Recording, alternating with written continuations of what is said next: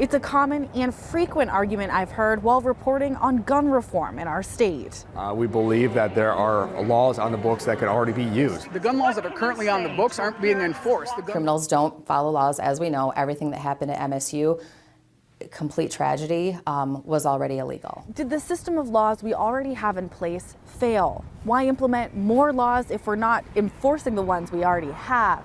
And for the MSU community specifically, was there more that we could have done to prevent the mass shooting? For answers, I sat down with Ingham County's new prosecutor, Dewane.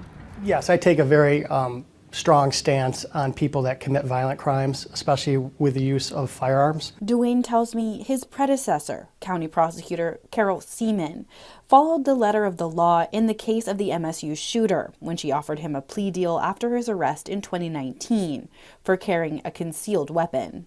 Based on his lack of criminal history, there was no mental health history at that time, a misdemeanor plea offer was extended to him, and he took that offer. So she followed the guidelines that she was supposed to? It was not anything out of the ordinary that would have been offered to anybody else in the same or similar situation. He says since taking office in January, he's implemented policies to take a, quote, strong stance against violent crime, especially with the use of a firearm. And also start charging people with what's called felony firearm, which is a mandatory 2-year felony if you use or possess a firearm in the commission of a crime. I asked Dewane about the argument that if criminals don't follow the law, why write more of them? That's a difficult response. You know, if somebody wants to commit a violent act, no gun laws are going to prevent that person from obtaining a firearm. But is there anything in your professional opinion that we can do to fix that? Well, again, I think the laws that we have on the books to enforce the laws,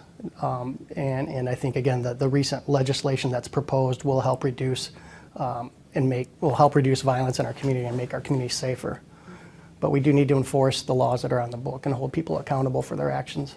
Now, Dewane tells me he fully supports the package of gun reform bills currently working their way through the legislature. For now, I'm your senior political reporter, Elle Myers, Fox 47 News.